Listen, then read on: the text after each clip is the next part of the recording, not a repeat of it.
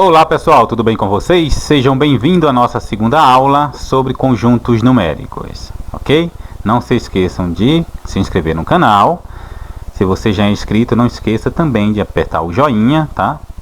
E ativar o sininho para que vocês possam receber as nossas notificações, que semanalmente estaremos postando aula para vocês, ok?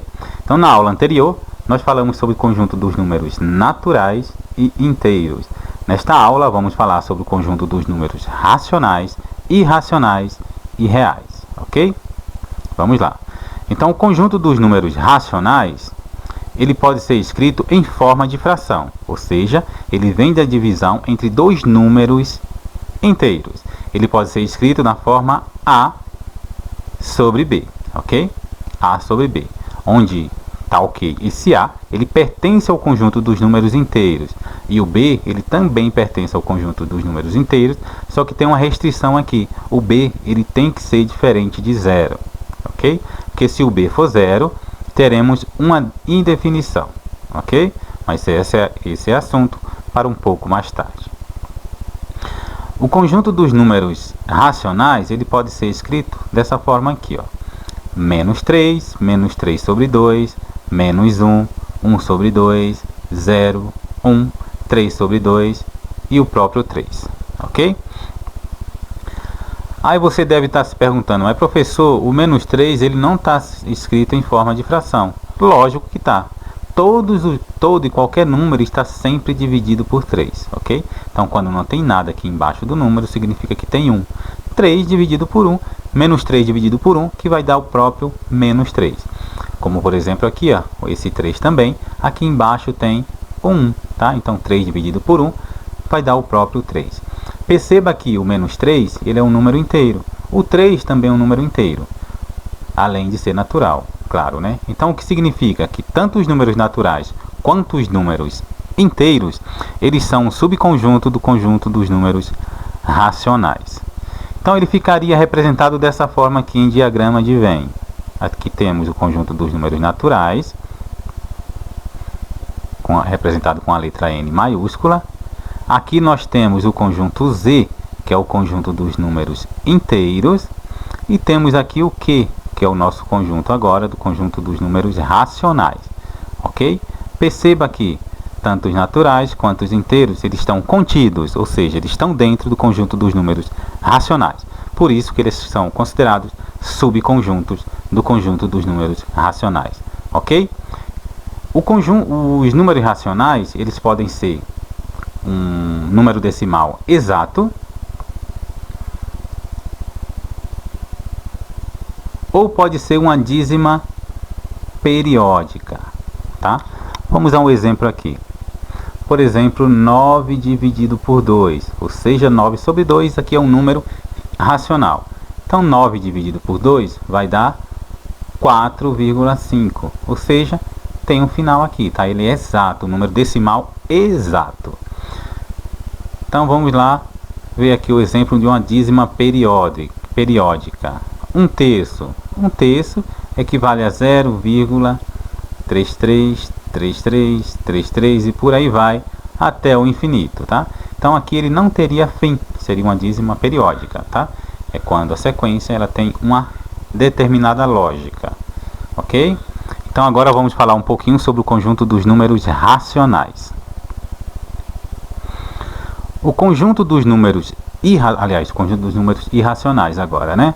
O conjunto dos números irracionais, ou seja, um número irracional, como o nome já diz, ele não pode ser escrito na forma de fração, tá? Ele não pode ser obtido da razão entre dois números inteiros, tá? Como por exemplo aqui a raiz quadrada de 2, raiz quadrada de 3, π e raiz quadrada de 12.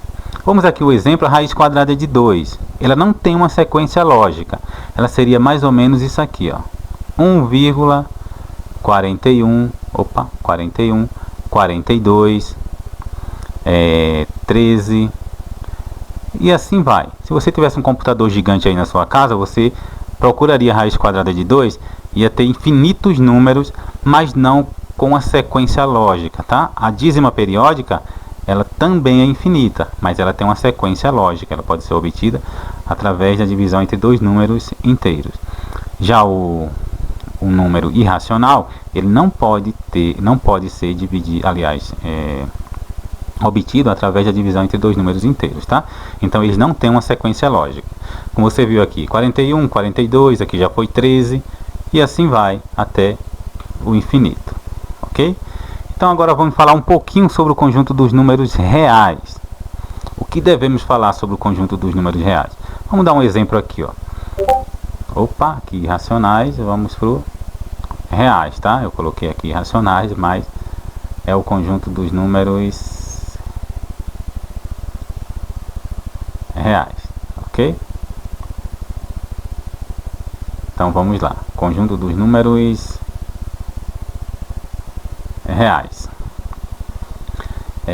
Imagine aqui um número natural, tá?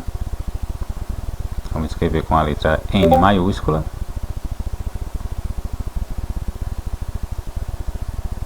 Um conjunto dos números inteiros. Opa, vamos escrever um pouquinho diferente aqui. Vamos lá. Conjunto N. Vamos escrever aqui meio um retângulo, né? Um conjunto Z, que é o conjunto dos números inteiros. E aqui o nosso conjunto dos números racionais, ok? Percebe que os naturais e os inteiros, eles estão subconjunto dos racionais. Então vamos aqui escrever o conjunto dos números irracionais, ok? É dessa parte aqui para cá, tá? Então vamos escrever aqui uma letra I maiúscula. Esse é o conjunto dos números irracionais. Perceba que os racionais e os irracionais, eles não têm elementos em comum, tá? Mas a junção desse conjunto dos números racionais, a união, aliás, do conjunto dos números racionais com o conjunto dos números irracionais, eles formam o grande conjunto dos números reais, tá?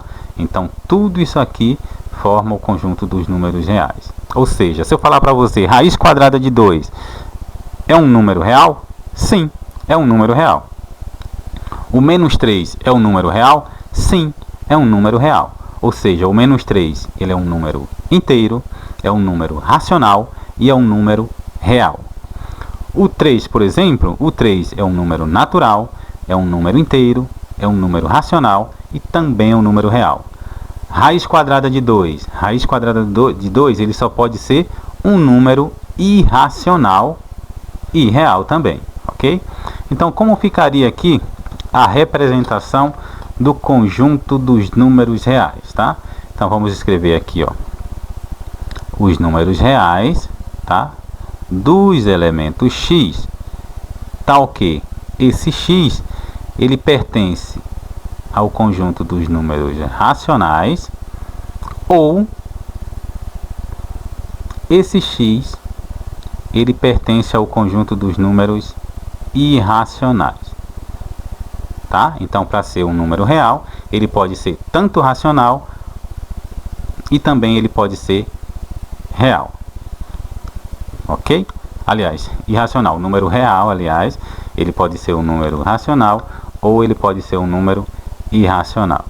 Ok, galera? Então, nas próximas aulas, vamos apenas praticar exercícios sobre esse grande conjunto dos números reais, tá? Incluindo todos os conjuntos, além de outros assuntos como introdução a funções, função do primeiro grau, equação do segundo grau, função do segundo grau, teorema de Tales e teorema de Pitágoras nesse livro 1, EJA Mundo do Trabalho. Ok, galera? Um abraço para vocês e até a próxima aula.